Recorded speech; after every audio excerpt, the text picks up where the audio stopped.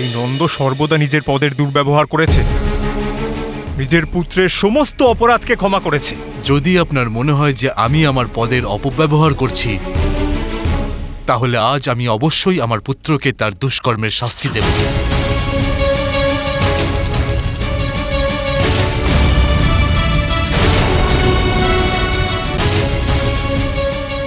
এটা জেনেও যে আমার কানু শুধুমাত্র একটা পাখিকে মুক্ত করার জন্য এসব করেছে, নিজের লাভের জন্য নয়, কিন্তু ওর পদ্ধতি অনুচিত ছিল, এই জন্য আমি ওকে শাস্তি দেব।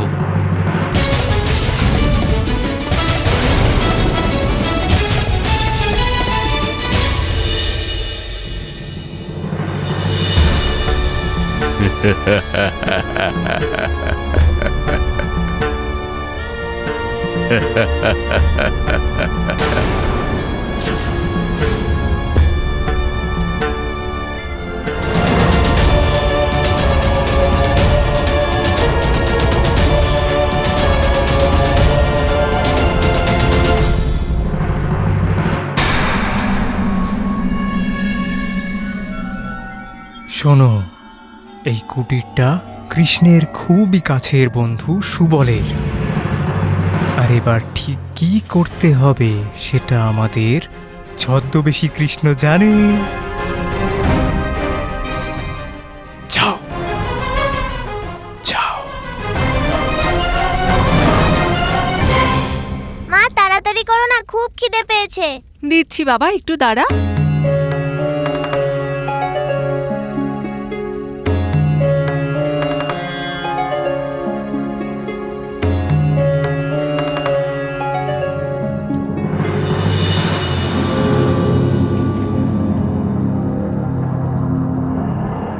আরে কানু, তুমি এসো কানু, ভোজন করো। মায়ের হাতের রুটি খেতে তুমি খুব ভালোবাসো না? না, আমার মাখন চাই। কানু, আমি তো রোজই তোর জন্য মাখন আলাদা করে রাখি, কিন্তু কানু, তোর বাবা তোকে দণ্ডস্বরূপ তোকে মাখন না দেবার আদেশ করেছেন, তাই আজ মাখন দিতে পারবো না। ডাল, রুটি আর ভাত বানিয়েছি, সেটা খা।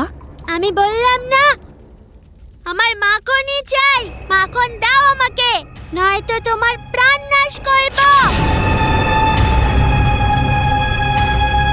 কানু, এ তুমি কি বলছো? আমার মায়ের সাথে তুমি এভাবে কথা বলতে পারো না।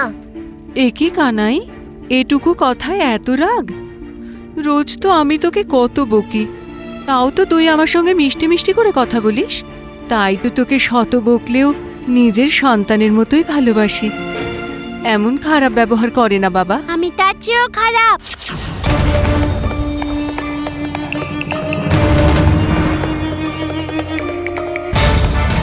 আরে কানু, এটা কি করছিস?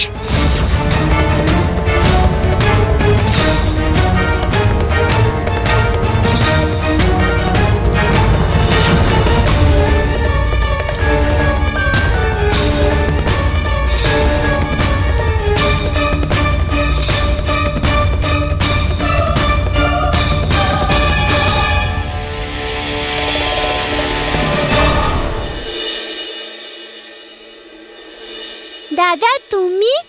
তোর দুষ্টুমি দেখে খুব কষ্ট পেয়ে বাবা তোকে এই কক্ষে বন্দি করে রেখেছেন, তাই আমি কিচ্ছু করতে পারবো না কানু। হ্যাঁ, কিন্তু তোর জন্য মাখন তো নিয়ে আসতেই পারি। মাখন? খেয়ে নেব? তোর খিদে পেয়েছে না? খেয়ে নে। না দাদা, বাবা পুরো একদিন মাখন না খাওয়ার আদেশ দিয়েছে যে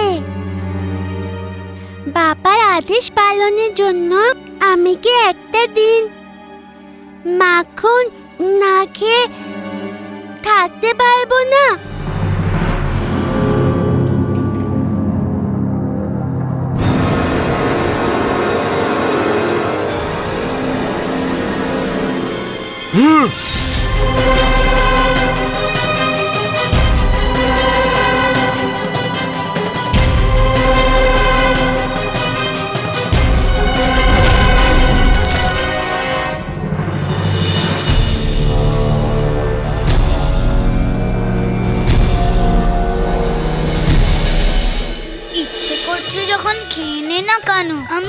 করিয়ে নিচ্ছি। তুই মনে কর তোকে আমি মাখন খেতে দেখিনি।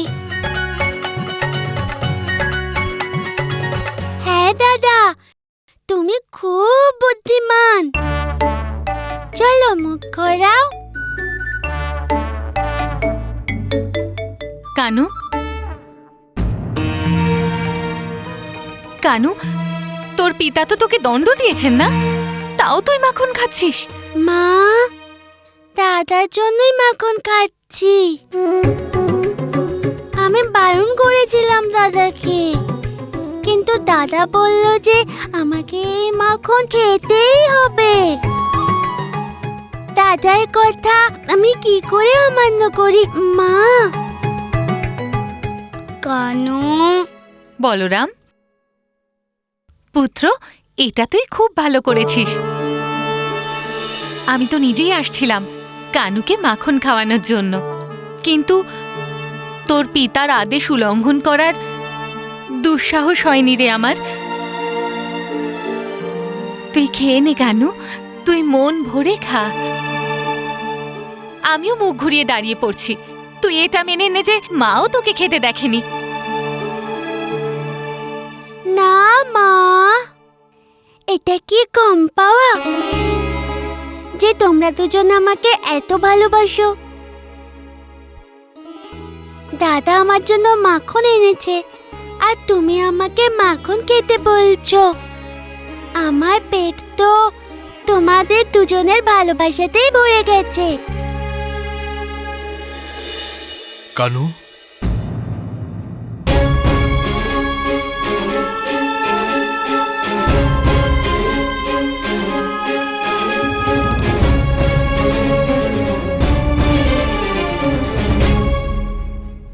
আমি একটু কাজে বাড়ির বাইরে গিয়েছিলাম, কিন্তু যে মুহূর্তে ফিরলাম আমার মনে পড়লো আমি তো কানুকে কক্ষে বন্ধ করে রেখে এসেছি। এই জন্য আমি এখানে চলে এলাম। যশোদা, সবাই বলে যে আমাদের কানু নাকি খুব দুষ্টুমি করে, কিন্তু আজ আমাদের কানু এটা প্রমাণ করে দিল আমাদের কানু দুষ্টু নয়, একটু বেশি চঞ্চল মাত্র। কানু, তুমি আজ রাতে এখানেই বিশ্রাম করবে, তারপর তুমি দণ্ড থেকে মুক্ত, আর কাল ভোর হলেই তুমি পুনরায় আমাদের আগের আদর ফিরে পাবে। চলো। মা, এই মাখনটা নিয়ে যাও, আমি কালকে খাবো। তুই যেমনটা ঠিক বুঝিস। আয় তো বলরাম।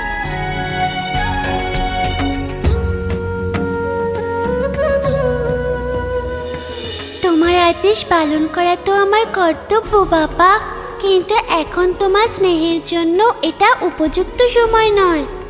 এখন যে গোকুলকে সুরক্ষিত করতে হবে। এতটা সূক্ষ্ম ছিদ্র, এই বল্লমটাও সুরক্ষা কবচটাকে পুরোপুরি নষ্ট করতে পারল না। কিন্তু আমি তো ওতে মহাদেবের শক্তি মিশ্রণ করেছিলাম। এই সব নিশ্চয়ই ওই হরির মায়াবী প্রভাব, কিন্তু আমি এত সহজে হার মানব না। কৃষ্ণ, আমি আসছি। খুব ভালো ভাত পেতেছো পাতালাসুর। তোমার তপস্যায় প্রসন্ন হয়ে মহাদেব যে বর তোমায় প্রদান করেছিলেন, সেই বরকে তুমি কাজে লাগিয়ে সেই বালির নির্মাণ করেছিলে। এখন ভোলানাথের শক্তি থেকে উৎপন্ন বালির নিচে তুমি সুড়ঙ্গ বানাতে, তাই তুমি ওই কবচে কেবল সুড়ঙ্গই বানাতে পেরেছো, সেটা ভাঙতে পারোনি।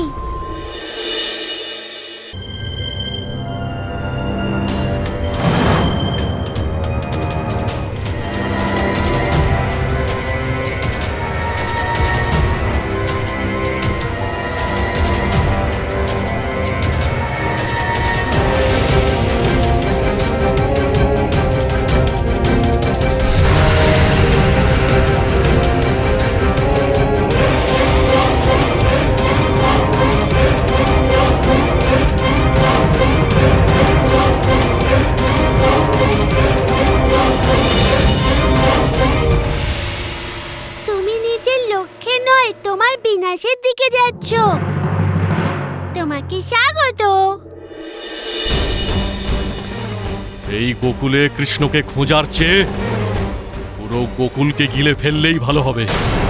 এবার এই সমস্ত গোকুল আমার সঙ্গে পাতাল লোকে চলে যাবে, আর ওই কৃষ্ণ আমার সামনে টিকতেও পারবে না।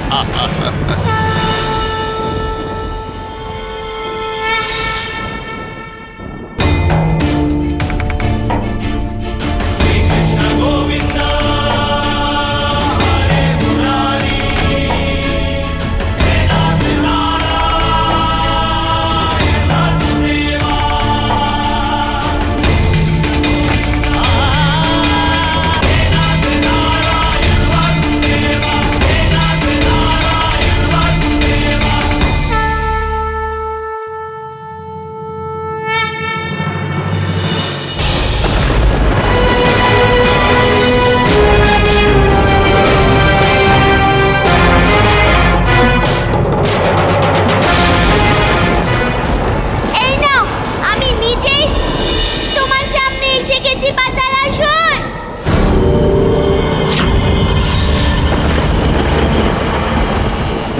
আমার জন্য পুরো গোকুলকে কেন পাতাল লোকে নিয়ে যাচ্ছ?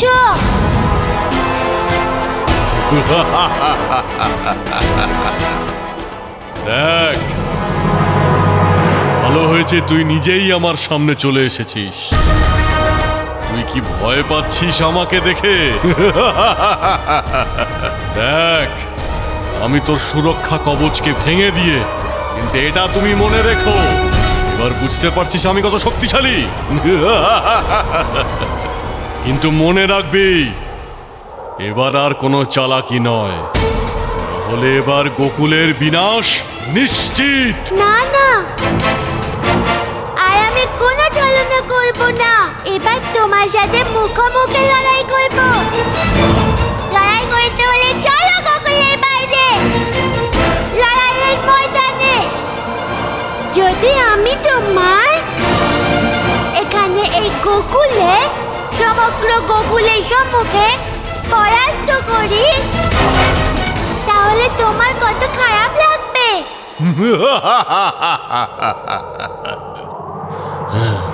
গোকুলের বাইরে যতক্ষণ আমি কৃষ্ণকে লড়াইয়ে ব্যস্ত রাখবো, ততক্ষণে ওই ছদ্মবেশী কৃষ্ণ গোকুলকে বিনাশ করে দেবে। মূর্খ বালক, নিজেকে চালাক ভাবিস না। এবার তোকে দেখাচ্ছি মজা। আমি তোমার কথায় রাজি কৃষ্ণ, কিন্তু এটা তুমি মনে রেখো, এবার কোনো চালাকি নয়। চলো।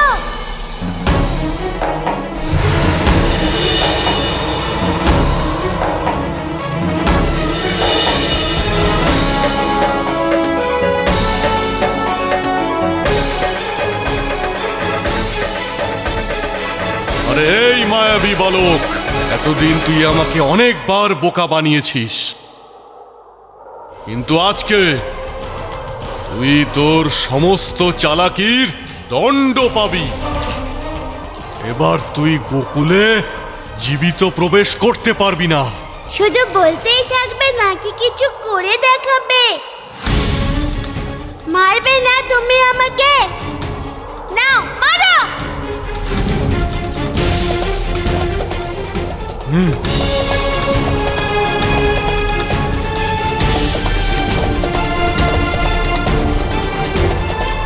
নে মূর্খ,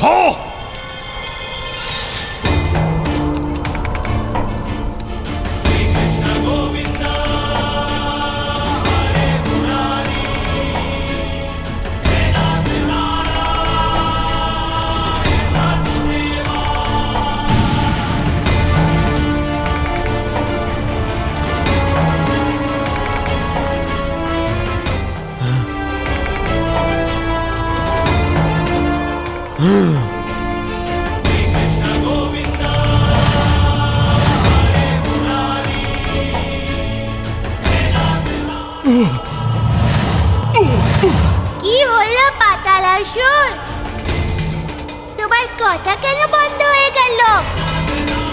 তোমার কাছে অন্য কোনো অস্ত্র আছে নাকি সব শেষ হয়ে গেছে? এবার আমি তোকে পিষে মারবো। দেখ এবার আমার বিশাল রূপ।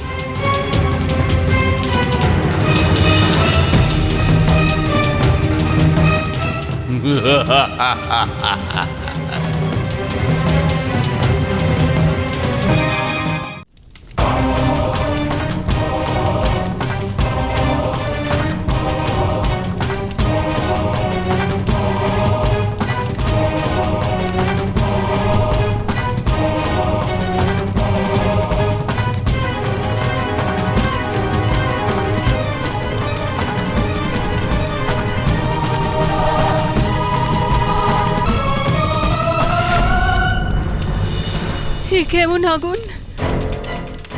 এত জল ঢাললাম তাও নিচ্ছে না। নিশ্চয়ই এ কোনো মায়াবী আগুন। হে প্রভু, আমাদের রক্ষা করো, নয়তো পুরো গ্রাম জ্বলে যাবে। এখন এই আগুনকে নেভানো যাবে না, কারণ এটা সাধারণ আগুন নয়, আমাদের ছদ্মবেশী কৃষ্ণের দ্বারা লাগানো মায়াবী আগুন।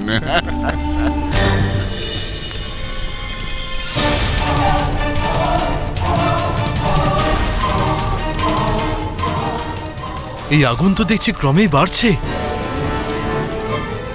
হে শ্রীহরি, আমার গোকুলকে রক্ষা করুন। এই দৃশ্য আমি চোখে সহ্য করতে পারছি না।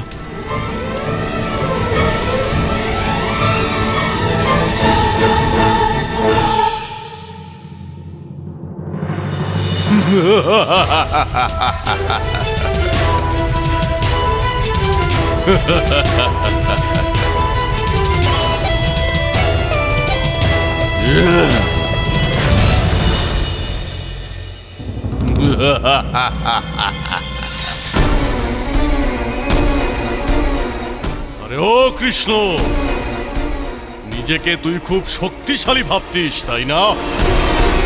সাহস থাকলে এবার উঠে দাঁড়া তুই।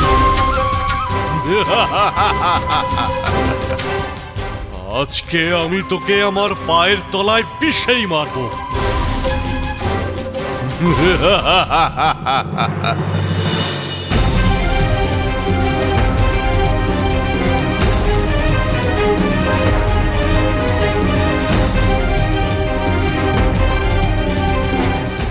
না, তোকে আমি মারবো না, তোকে তো সেই মারবে যাকে অনেক বছর ধরে তুই কাল সেজে ভয় দেখিয়েছিস, মহারাজা কংস। ভেবে দেখ ওনার আক্রমণে তোর কি অবস্থা হতে পারে কৃষ্ণ।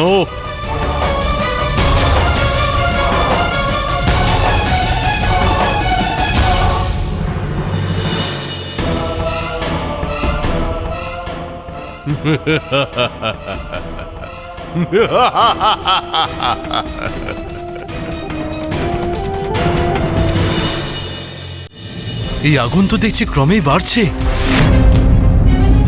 হে শ্রীহরি, আমার গোকুলকে রক্ষা করুন।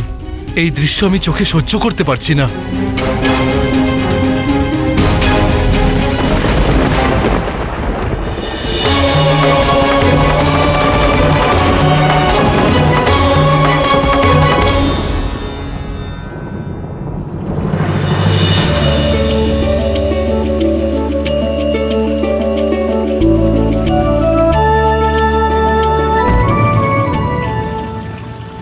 প্রভু আপনার আরতি শুনেছেন নন্দবাবা? এই বর্ষা দেখে মনে হচ্ছে প্রভু আমাদের সহায়তা করার জন্যই এই বর্ষা নামিয়েছেন। গোকুলকেই ভয়াবহ আগুনের থেকে তো বাঁচিয়ে নিলাম, কিন্তু কানু গেল কোথায়? কিন্তু আমার কুটির তো জ্বলে গেল, এবার আমরা থাকবো কোথায় গো? সুবলের মা, তুমি দুশ্চিন্তা করো না, আমি তোমার কষ্ট বুঝতে পারছি। আমরা সবাই মিলে তোমার নতুন কুটির নির্মাণ করে দেব। যতক্ষণ না তোমার কুটির সম্পূর্ণ তৈরি হয় তুমি আমাদের বাড়িতে থাকবে, আমাদের সাথে। হ্যাঁ হ্যাঁ, সেই সব তো ঠিক আছে, কিন্তু আমি এটা ভাবছি যে আগুনটা লাগালো কে? কে সেই দুষ্কৃতী? কৃষ্ণ,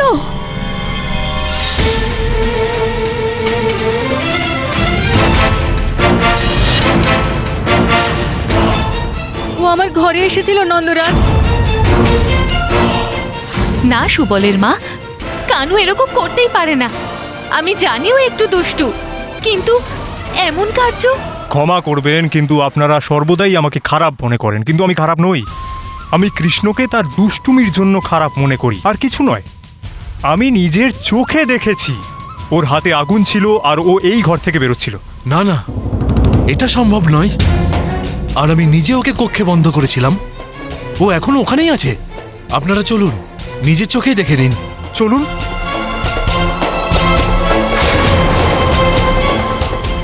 দেখুন, আমি কানুকে এই কক্ষেই বন্ধ করে রেখেছিলাম। নন্দরাজ, আপনি পুত্র স্নেহে অন্ধ হয়ে গেছেন। দেখুন, দরজাটা খোলা, দেখুন।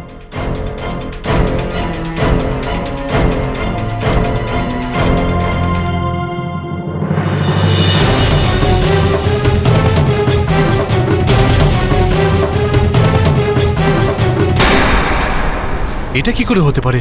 আমি স্বয়ং কানুকে এই কক্ষে বন্ধ করে গিয়েছিলাম। আমিও তো দরজা খুলিনি, আর কিছুক্ষণ আগেই তো আমি ওকে এখানে দেখেছি, এই ঘরেই তো ছিল। আর বলরামও তো আমাদের সঙ্গেই ছিল। তাহলে তাহলে কানাই গেল কোথায়?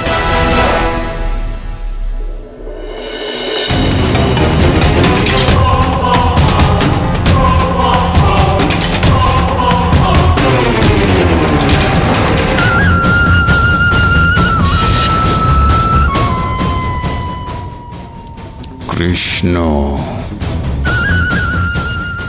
এত বছরের অপেক্ষার পর আমার কাল আমার সামনে এসেই গেল। তোমায় ধন্যবাদ, কেননা তুমি আমার কালকে শেষ পর্যন্ত আমার সম্মুখে নিয়েই এলে পাতাল আসুন।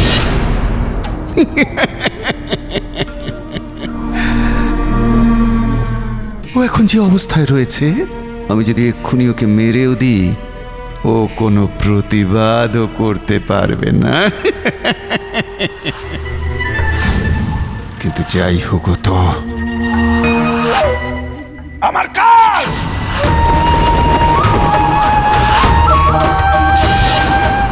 আর তাই আমার হাতে ওর মুণ্ডচ্ছেদ অতি আবশ্যক।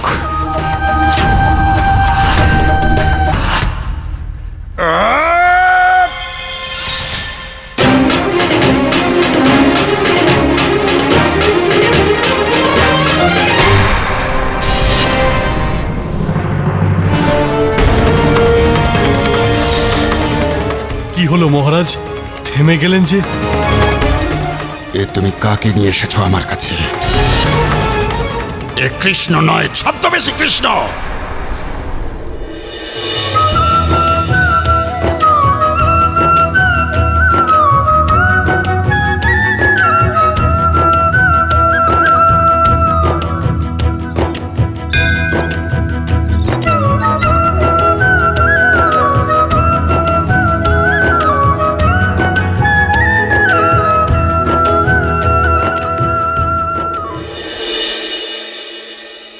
এটা কি করে সম্ভব মহারাজ?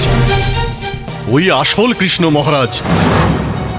আমি অনেকক্ষণ ধরে ওর সঙ্গে লড়াই করে ওকে পরাজিত করে এখানে নিয়ে এসেছি। ওকে পরাজিত করনি, পরাজিত হয়েছ তুমি।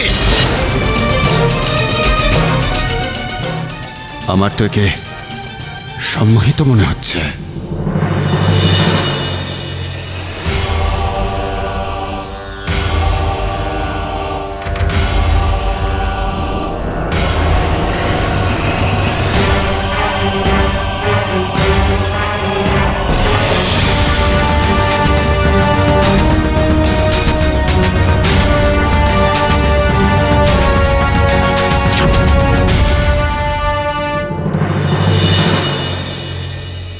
কে জানে হরি এখন কি ফাঁদ পাচ্ছে।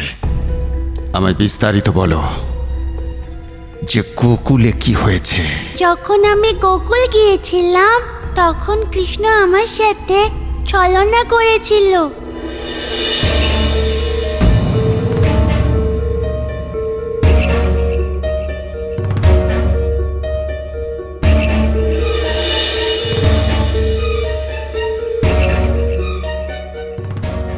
বাহ, আমার কি সুন্দর প্রতিরূপ বানিয়েছে আমার মামাশ্রী। তুমি সহজ সরল গোকুলবাসীদের উপর ভয়ঙ্কর আগুন ছড়িয়েছিলে, তাই না?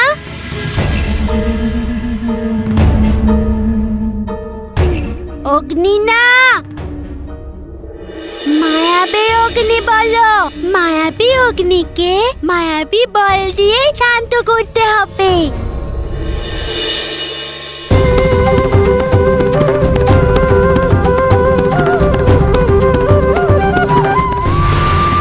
প্রণাম হরি। বরুণ দেব, গোকুলে এমন বর্ষণ করো যেন এই মায়াবী অগ্নি শান্ত হয়ে যায়। না, আমি এরকম হতে দেব না। তুমি এই মেঘেদের আটকাতে পারবে না।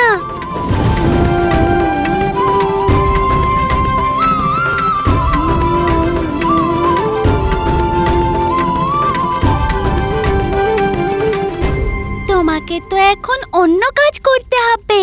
কি কাজ? তোমাকে পাতালাসুরের সাথে লড়াই করতে হবে। না, আমি লড়াই করতে পারবো না। অবশ্যই করতে পারবে। আমার চোখের দিকে দেখো।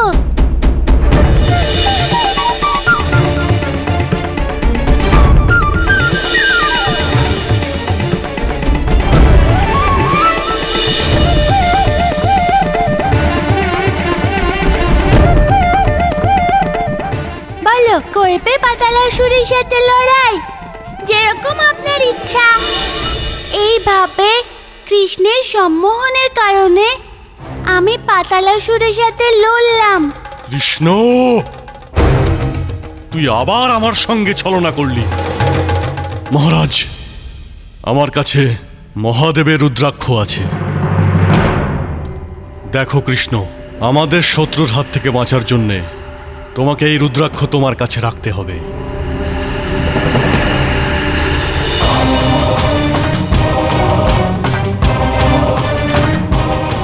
এতে ওই ধূর্ত কখনোই তোমাকে সম্মোহিত করতে পারবে না। শীঘ্র, অতি শীঘ্র যাও ছদ্মবেশী কৃষ্ণ। আর গোকুলেতে যে সুরক্ষা কবচ আছে না, ওটা নষ্ট করে দাও। আর কেবল তাই নয়, সমগ্র গোকুলকে নষ্ট করে দাও।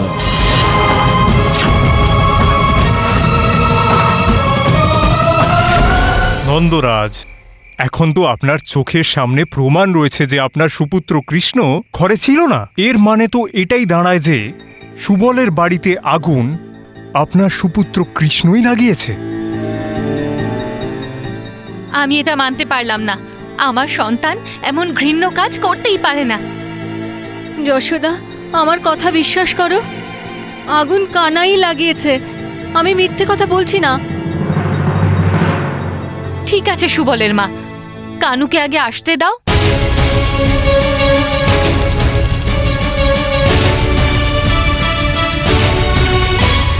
সুবলদের বাড়িতে আগুন তুমি লাগিয়েছিলে? আমি বিশ্বাস করছি না, কিন্তু গ্রামের সবাই বলছে সুবলদের বাড়িতে নাকি তুই আগুন লাগিয়েছিলি। বাবা সবাই যা বলছে সেটা সঠিকই বলছে, কিন্তু আমি আগুন লাগাইনি। এ কেমন হেয়ালি করছিস কানু? পরিষ্কার করে বল না, কি বলবি? তুই আগুন লাগিয়েছিস নাকি লাগাসনি? কানাই, চুপ করে কেন? বল। হ্যাঁ, দেখছো নন্দরাজ, কৃষ্ণের মৌনতাই বলে দিচ্ছে যে ওই দোষী। এবার গ্রামের প্রধান হওয়ার সুবাদে কানাইকে এবার তুমি দণ্ড দেবে।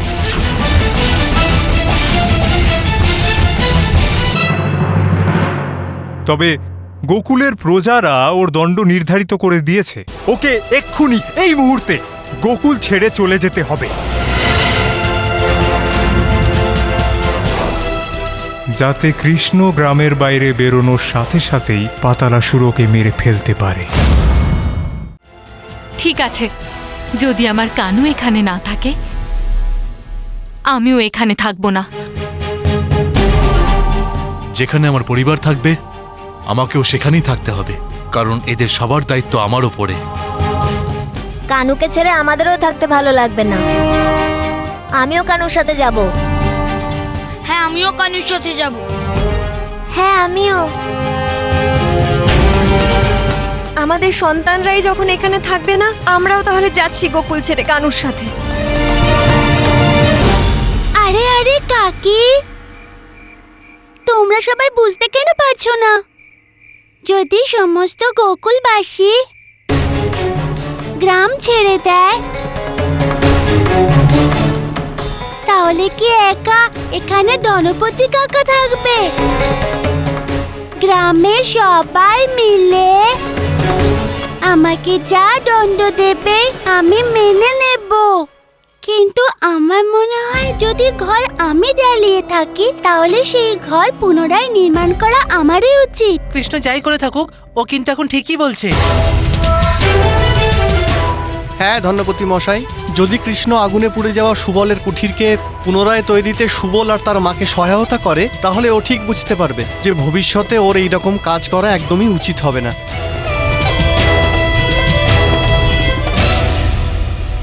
আমি তোমায় কতবার বোঝাবো যে ও আমার কাল, ও আমার মৃত্যু, ওর বিনাশ করা আবশ্যক। কতবার তোমায় বোঝাবো যে ও সাধারণ বালক নয়, ও একজন অসাধারণ বালক।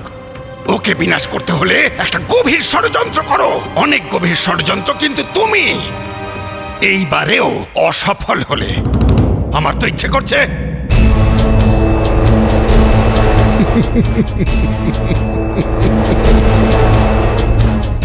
তুমি জানো পাতালাসুর, তুমি এখন আর কোনো কাজের নও। আর যে আমার কোনো কাজে লাগে না তার সঙ্গে আমি কোনো সম্পর্কও রাখি না। আর তাদের মূল্য আমার কাছে শূন্যের সমান। আমি তাদের সাথে কোনো প্রকার সংযোগ রাখতে চাই না।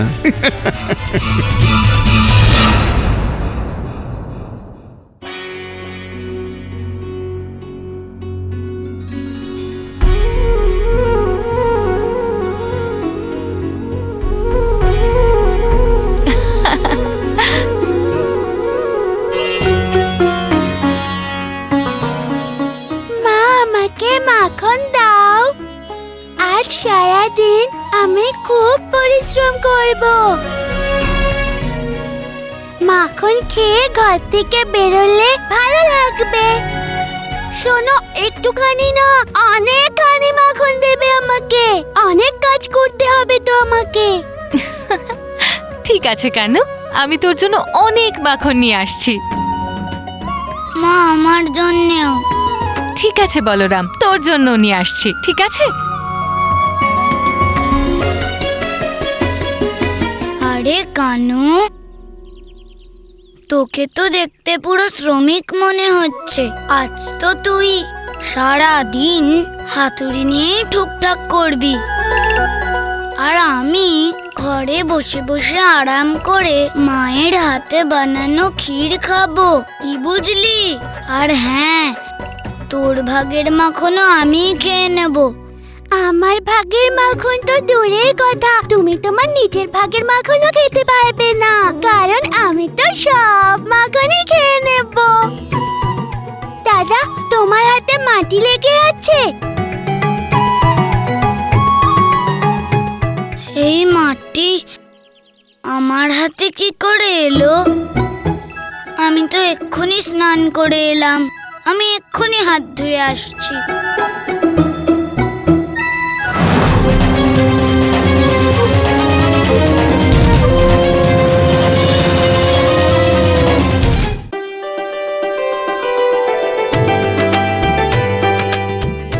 বলরাম, কানাই কোথায়? মা, ও তো হাত ধুতে গেছে, এক্ষুনি এলো বলে। ততক্ষণে আমি আমার ভাগের মাখন খেয়ে নি। হ্যাঁ হ্যাঁ পুত্র, তুই খা। এই নে, তুই মাখন খা, আমি কানুকে পরে দেব।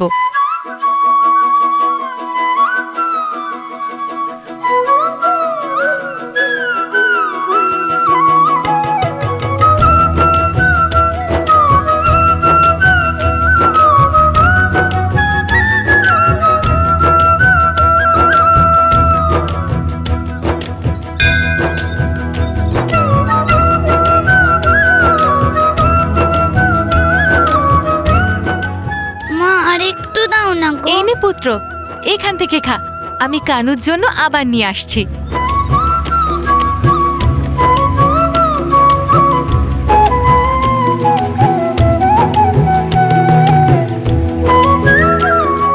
কতক্ষণ ধরে আমি হাত ধুয়েই চলেছি, এই মাটি তো পরিষ্কারই হচ্ছে না।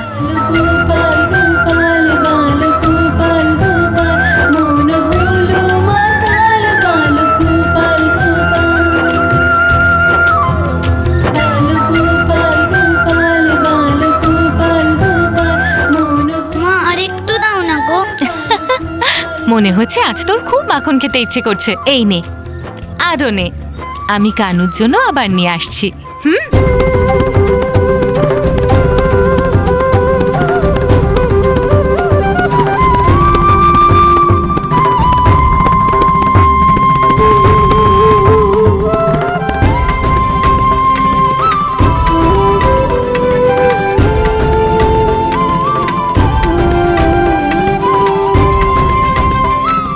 এই নে কানু, এবারে তুইও খেয়ে নে, তারপরে তোর তো কার্যও করতে হবে।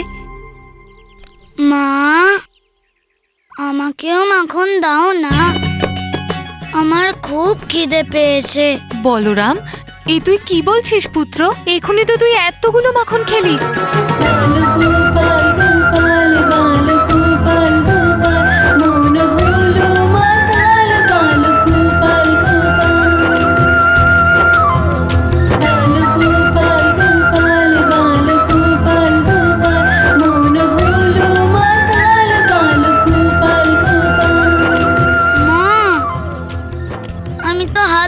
গিয়েছিলাম, এইমাত্র এসে তো এখানে বসলাম, আমি কখন খেলাম মাখন?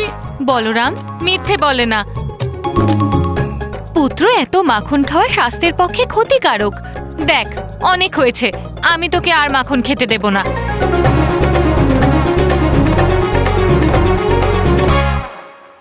মা এবার কিসের দণ্ড দিচ্ছে রে কানু? কি হয়েছে দাদা, তোমায় মাখন দেয়নি? নাও একটু খাও, তুমি লজ্জা পেও না দাদা। কানু, তুই খুব ভালো রে, কিন্তু এখন একটা কথা বল, সুবলের ঘর যে বানাবি তার জন্যে তোর অনেক সামগ্রী দরকার হবে না? যেমন ইট, যেমন পাথর, অনেক কাঠ। এই যে এইসব সামগ্রীর ব্যবস্থা কি করে করবি? তুমি শুধু দেখতে থাকো, আমি কি করি। তোমার সাথে আগের হিসাবটা মেটালাম, এরপর আমি ধনপতি কাকার হিসাবটা বুঝে নেব।